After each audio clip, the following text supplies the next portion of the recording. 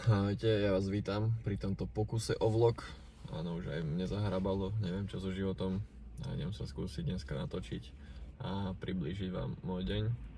Keďže sa mužstvo vracia neskôr zo zápasu a trénujeme až po obede, takže sa idem teraz ostrihať, pojem nakúpiť a potom pôjdem na tréning. Takže vás zoberiem so sebou, uvidíme čo z toho vyjde, či z toho bude niečo použiteľné a keď hej, tak super, teším sa.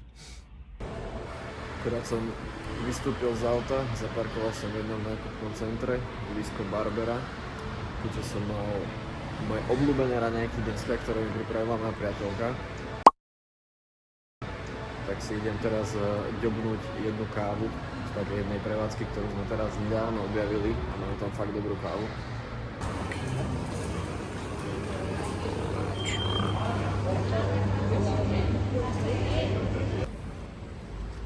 Musím povedať, že ja som do posledného roku zvykol byť veľký nepič kávy a za posledný rok som si navykol trošku viac na kávu a už sem tam si normálne ešte vypijem kávu, takže ja už kávu mám. Je z veľmi dobrej prevádzky, že momentálne sme si ju dosť obľúbili, takže ja sa teraz presuniem k Barberovi. Taká rada, keď si berete kávu so sebou, zoberte stoviečko. Ja nerad pijem cez stoviečko a momentálne som sa fatálne oblial celú kávou, takže mám biele gati úplne, že zachňápané od kávy, takže rada do budúcna, zober si viečko.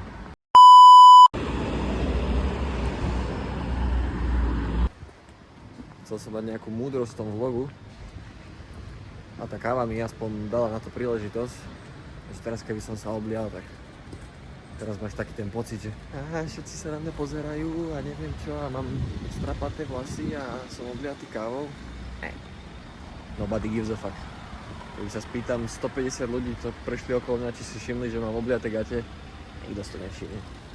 Nobody gives a fuck. Takže to je taká múdrosť na dnešný deň.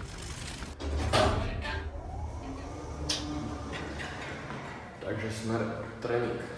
Vyšiel som na byt, iba som si zhodil veci a prezvlekol som si tie moje fajnové gate od kávy a idem teraz na tréning, takže neviem, či tie zábery reálne budem môcť použiť, ale už som došiel na tréningové, takže aspoň vám ukážem, ako to tu vyzerá.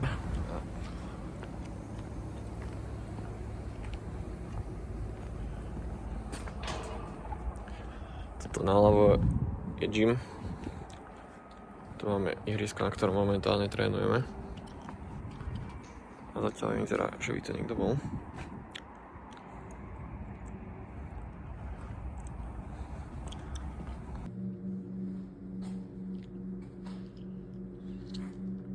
That's my shit. My man.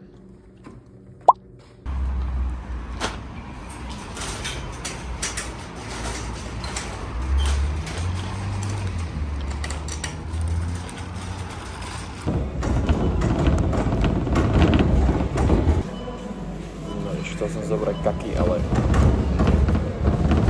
keďže som vloger začiatočník a neviem, ako vám to mám natočiť v obchode, tak som sa presunul do Mercadony a nevedel som, ako vám natočiť v Lidli, čo nakupujem.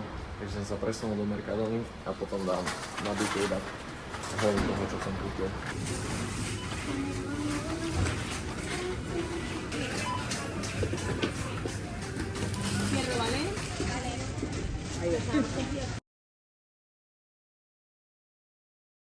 A nevedel som, ako natočiť potraviny, ktoré nakupujem bez toho, že by mi padol telefón v tom košíku. Tak som to nenatočil. Teraz som prišiel na byt a idem si urobiť rýchlu večeru, lomeno obed, keďže som ešte neobedoval. Už je 5:45, ako pravý profesionálny športovec. A večera budú pečené batáty s mletým kuracím a cottage. Fitness is my passion. Fun fact posledných dní. Včera som zistil, respektíve predčerom, keďže bolo Mikuláša, tak som zisťoval, že či vlastne oslavujú Mikuláša aj tu v Španielsku. Neoslavujú. Pozerali na mňa veľmi zvláštne, keď som sa pýtal, že či si ráno našli sladké v topánke a či si vyumývali topánky, takže fun fact, neoslavujú Mikuláša v Španielsku.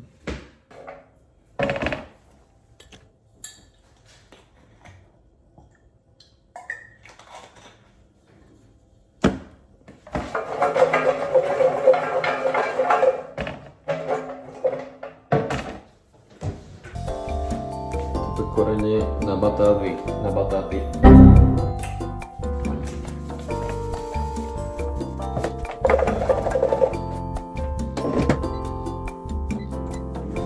Tak, co si?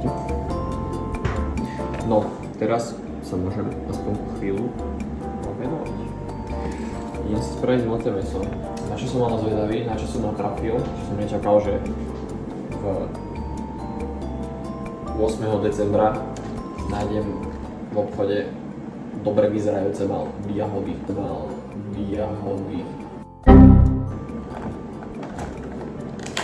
Som zvedavý, ako budú chutiť.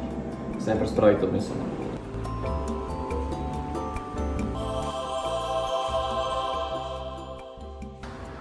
Toto video nemá nejaké špecifické ukončenie, ale ak si sa dostal až sem, tak by som sa ti rád poďakoval, pretože toto video je taký môj malý experiment na to, že by som rád vystupoval z komfortnej zóny a nikdy som sa necítil extra komfortne natáčať videá a eventuálne ich vydať von. Takže ak sa dostal až sem, tak ti ďakujem a týmto by som ťa chcel aj trošku motivovať tomu, že je OK vystupovať z komfortnej zóny a robiť veci, v ktorých sa necítime úplne komfortne a je to OK, takže pozdravujem.